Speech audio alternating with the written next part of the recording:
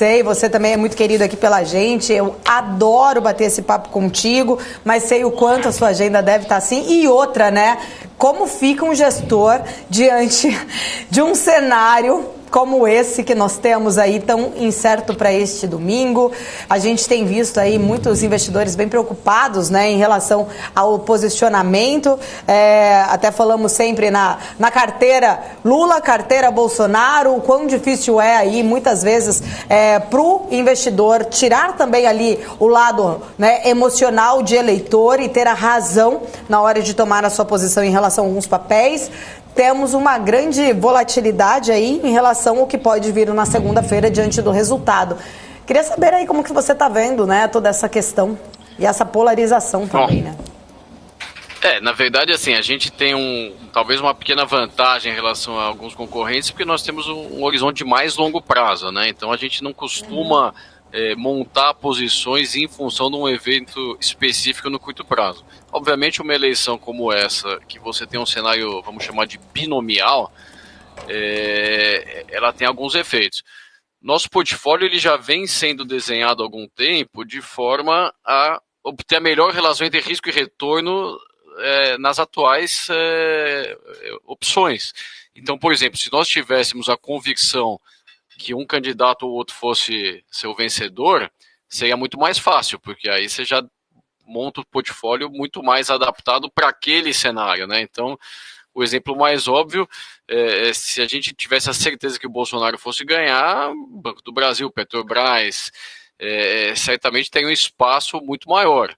E tivesse a certeza que o Lula fosse ganhar, talvez a gente preferisse esperar fora. Talvez Petrobras ainda com um pouco, dado os preços dela, mas Banco do Brasil talvez aguardar uma outra oportunidade, porque é uma estatal que corre um risco, vamos dizer, um pouco maior do que a Petrobras no nosso entendimento, né? Então, o nosso portfólio, até ele foi, a cara dele hoje ela é muito próxima, né, pequenas alterações do que já vem sendo nos últimos 12 meses, a gente já estava muito mais blindado para esse cenário com um percentual grande de exposição em commodities, né? A gente continua gostando, a gente acha que essa desaceleração global tende a ser relativamente suave e o nível de preço de commodity segue relativamente forte, principalmente o petróleo, né? Mas também a gente não tem a percepção de que a atividade global vai se colapsar. Você tem, por exemplo, a questão da China, né? Essa terceira eleição do Xi Jinping, quer dizer, se mostrando aí o novo Mao Tse-tung chinês. Certamente ele não vai poder deixar a China se desacelerar, né? Sob o risco de começar a sofrer algum tipo de pressão interna, né? Então, a tendência a investimentos em infraestrutura, tanto na China quanto nos Estados Unidos, acho que é uma tendência que até lembra um pouco do Brasil, né? Sobre o aspecto que a gente, mesmo no momento de desaceleração cíclica, né, para conter a inflação, né, o juros saiu de 2 para 13,75, a gente está vendo um crescimento do PIB que surpreendeu a maioria dos analistas, né? E é um crescimento que ele é muito com a diminuição da participação do Estado e mais uma participação de investimento, né? Você contratou muitos investimentos de infraestrutura para os próximos 10 anos, né? E são investimentos que vão demandar aço, né? Para falar na principal commodity, mas você tem uma demanda nos principais lugares. Os Estados Unidos ficou muito tempo aí com investimentos abaixo, né, nessa parte de infraestrutura. Então a gente tem uma tranquilidade, a receita é em dólar, né? Apesar dessa inflação que teve no dólar, ela muda a percepção de valuation das commodities, né? Então, quer dizer, o minério de ferro hoje a $80 não são os $80 do ano passado, nem do ano retrasado, ele é mais barato, né? Quer dizer, teve uma inflação em dólar. Então isso aí é mais ou menos aí uns 35% do nosso portfólio, essa exposição em commodity. A gente tem uma exposição em torno de 8% em industriais, que aí também elas são, vamos dizer, tem a IOSP, é uma empresa que tem 70% de operação fora do Brasil. A Vulcabras é uma operação que, apesar de ser basicamente doméstica, né, o mercado doméstico, o preço, o concorrente, né, a importação de tênis seria, vamos dizer, uma ameaça, não no momento, né? Então ela consolidou uma posição de dominância e teve uma capacidade de poder repassar preço em função do câmbio, em função de outros fatores como as rupturas nas cadeias de produção. Enfim, então a eleição ela afeta, né? Por exemplo, a gente tem exposição em Petrobras, né? Petrobras, a gente já reduziu em 20% a posição com aquele último dividendo, a gente optou por não reinvestir, né? A Petrobras é hoje, junto com o Gerdau, nossa maior posição, e a gente optou por não reinvestir esse dividendo, e obviamente aguardando uma oportunidade que eventualmente pode surgir. De novo, eu acho que assim, é minha opinião, acho que Bolsonaro deve ganhar a eleição, mas é uma probabilidade, sei lá, 52-48. De hoje para amanhã você tem o debate, você tem os fake news lá do Janones, você tem, enfim, abstenção maior ou menor em determinadas regiões. É muito difícil, porque a última pesquisa das que a gente acompanha, né? Tanto a Paraná, mas a Modal Futura, elas mostraram uma diferença a favor do Bolsonaro aí de 0,5%. Enfim, a Veritá foi um pouco mais. O IPEC realmente é um instituto que a gente não considera aqui. Ele, enfim, perdeu há muito tempo a credibilidade, não só pelos erros astronômicos, né, do senador para governador, etc., mas deu 14 pontos um dia antes. Então, realmente, a gente não olha, né? Então, Paraná, Modal Futura, os que têm tido, vamos dizer, erros menores ou até acertos, né? Eles indicam aí uma vantagem marginal para o Bolsonaro, apesar, enfim, de toda a campanha, 80%, 90% da mídia realmente factoides, querendo fatos que não tem nada a ver. Eu acho que o tempo entre o primeiro turno e o segundo turno favoreceu muito o Bolsonaro. Acho que talvez o Tarcísio tenha sido quem melhor analisou essa situação, né? Que o Bolsonaro teve uma maioria política e que tenderia a transformar essa maioria política numa maioria eleitoral, né? É um conceito interessante, porque de fato os principais estados, dos 27 senadores, se não me engano, 19 vão estar alinhados, 6, 7 ex-ministros, né? Então realmente surpreendeu, a gente nem tanto, porque a gente tinha números, a gente olhava realmente o Paraná mais e outros que foram mais próximas, né? Mas acho que houve uma surpresa aí pela maioria, né? E acho que a semana passada, quando havia uma tendência muito consistente de ganhar votos em Minas Gerais, em São Paulo, no Paraná, eventualmente diminuir a diferença na Bahia, por conta do apoio do governador e de muitos prefeitos envolvidos, o mercado teve uma reprecificação mais pró-Bolsonaro. O mercado, aparentemente, ele está dividido, né? E, enfim, as apostas estão muito mais favoráveis até ao Lula, né? E uma alta espetacular, a Petro chegou a bater quase R$ 40 a ON, e depois do evento Roberto Jefferson, que serviu para tomar 2, 3 dias de mídia, para quebrar o efeito da Super Live, lá com vários empresários aí de primeira, enfim, 22 horas muito favoráveis, ficou aquela discussão, é aliado, não é aliado, quer dizer, um monte de narrativas que tentaram resgatar, mas também não pegou, mas interrompeu um pouco aquele fluxo. Em função disso, a Bolsa, segunda, terça, quarta, sentiu um pouco e voltou, né? Quer dizer, a Petro tinha subido lá mais de 10, voltou os 10, e é interessante, a gente tem uma posição muito relativamente pequena, incógnita, né? E que contrabalanceia um pouco, porque ela é vista como kit Lula. Eu até discordo dessa visão e dessa análise, né? Porque as pessoas obviamente lembram da referência do FIES. A gente fazia brincadeira, você passou em frente à universidade, deixou cair o RG, já chegava um tablet na sua casa, né?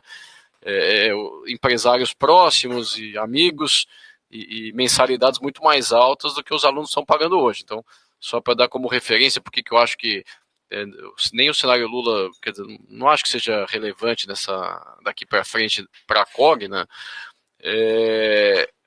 O aluno FIES hoje ele custa, o residual, né, são 6, 7%, custa em torno de R$ 2.000, são 6, 7 vezes mais que o aluno médio pagante, né? Então, quer dizer, obviamente, ainda que houvesse um novo FIES, ele seria em outros preços, né? Quer dizer, claro, ruim não é do ponto de vista de ocupação, mas não vai ser aquela margem que teve no passado, né? Então, talvez essa referência, mas de qualquer forma, nosso portfólio, um dia mais bear para o mercado aí com a vitória do Lula, Petro cai, Cogna sobe, né? A Suzano sobe, contrabalanceia. Então, enfim, o equilíbrio do portfólio ele tende a nos trazer um pouco menos de volatilidade que o mercado, mas as ações, as empresas que nós acompanhamos, elas estão muito baratas, né? Os fundamentos são muito bons, tem a diversificação, acho que é a grande chave, o grande segredo é a diversificação, né? Claro, quando o gestor ele vai lá e concentra muito num ativo ou num determinado setor, é uma aposta de maior risco, né? Ah, acertou o setor, beleza, mas se por acaso você errar, quer dizer, isso aqui não é um jogo binomial, é o que eu falo, a gente aqui não é corredor de 100 metros rasos, nós somos corredores de maratona. Eu até perdi uns quilinhos aí para poder aguentar os 42 quilômetros, né? Mas é uma corrida de longo prazo, entendeu? Então a gente tem que tomar cuidado em buscar, primeiro, ativos que tenham um valuation muito atrativo, isso a gente faz, e na composição do portfólio, buscar uma diversificação que não nos faça incorrer em todos os riscos. A não ser que eu tivesse uma convicção, 90% vai ganhar o Bolsonaro. Pô, aí é uma coisa, né? Ou 90%, hoje é o que eu falei, é uma pequena margem que a gente acredita e mais, né? É muito sensível a qualquer ruído, né? De qualquer lado, né? Enfim. E outra coisa, se o Lula tivesse, por exemplo, anunciado o seu ministério, a composição do seu governo, ele poderia dar um sinal para diminuir um pouco a volatilidade e, eventualmente, nem seria um evento visto como negativo para o mercado, né? Obviamente, ele sinalizou com vários nomes aí, mas ele mesmo falou, a gente não pode dar um nome porque os outros 9 vão embora. Então, ele promete para os 10 a vaga. Alguns se surpreendem com determinadas figuras aí famosas do passado aí no mercado financeiro, né, do Ministério da Fazenda, e que surpreendentemente apoiaram candidatos radicais e totalmente descompromissados enfim, com a boa governança pública e também com os princípios básicos do liberalismo econômico, né, desde ajuste fiscal, reversão de reformas importantíssimas para o equilíbrio de longo prazo, como a da Previdência. A reforma trabalhista, a gente sabe que ajudou a tirar um pouco do peso, né, enfim, do que o custo da folha tem na produtividade do Brasil como um todo, né? Então, a reversão dessa agenda que a gente teve nos últimos 4 anos, para o mercado, na minha opinião, seria bastante triste. Não é uma percepção imediata, mas a médio e longo prazo a gente vai deixar, ao invés de continuar seguindo esse fluxo positivo de choque Brasil, né, de agenda de redução do risco Brasil, que é uma coisa que a gente veio tendo, a gente interrompe, né? Então algumas privatizações que ainda faltaram, né? Por exemplo, Porto de Santos, outros portos, né? Eventualmente o Santos Dumont, elas seguramente vão ser interrompidas. A Petrobras ela deixa de vender mais ativos, né? Mas assim, eu não vejo o risco imediato de a gente voltar a ter o petrolão como a gente viu. O saque à empresa, né? No primeiro momento é muito difícil, a governança foi muito aprimorada, os comitês eles vão ser testados, né? Então, indicações como a que o PT fez no passado, enfim, seja da Dilma para o Conselho, Gabriele, acho que essas indicações hoje não seriam aceitas, né? Não passariam, e acho que hoje a circulação da informação era muito mais veloz. Então, aos primeiros sinais de indício, como houve Passadina, entre outros, a mídia, ainda que seja uma mídia que vai voltar a ser abastecida com recursos públicos, ela vai ficar ou 100% desacreditada, né? Vai ser aquela coisa tipo a Folha de São Paulo, que eu permito aqui só fazer esse comentário, porque tinha uma tiragem baixíssima, né, de jornal e uma receita de anunciantes altíssimas, né? O jornal de grande circulação que não tinha circulação. Tipo, a Gazeta do Povo acho que tinha mais circulação, mas não, esses são de grande circulação. Porque é o que acontece, o público ele deixa de ter credibilidade quando ele percebe que recorrentemente aquelas notícias não condizem com os fatos, né? Então a gente, nossa preocupação maior é na médio e longo prazo, mas é algo que vai precisar de várias variáveis. A gente não tem hoje ideia. Pode ser desde um cenário menos pior, com um economista numa linha, com o Henrique Meirelles, por exemplo, na Fazenda, né, que já foi testado, ele mantém um compromisso até com a lei do teto de gastos, que ele foi o ministro responsável, enfim, seria um cenário, e se eu já ouvi Rui Costa, Haddad, Mercadante, quer dizer, nomes deste calibre, obviamente, vão gerar o desconforto, porque não, além de não entenderem de economia, né, não tem nenhum compromisso, né, e de fato, ao longo da campanha, o PT se mostrou muito mais, eu falo através de elementos como o Zé Dirceu, o próprio Boulos, que é um deputado apoiador que foi o mais votado da esquerda, né, e falou, olha, o Alckmin veio lá só para firular, né, a leitura dessa parte, né, a agenda do PT é a agenda do PT, que é o que o Lula falou que vai fazer. O que o Alckmin o que ele fala é a opinião dele, enfim, a gente ouve lá por pena e deixa. Então, quer dizer, foi o que passou. Agora, qual que vai ser o Lula? Não sei. É incerteza, né? Eu acho que não vai ser nem muito radical para um lado, até porque vai esbarrar num Congresso muito mais liberal, né? Muito mais conservador e liberal na economia. E obviamente, as consequências, né? Quer dizer, algumas decisões iniciais que vão de encontro ao que a gente viu nos últimos anos tendem a fazer o câmbio ficar depreciado, aí você volta a ter pressões adicionais da inflação.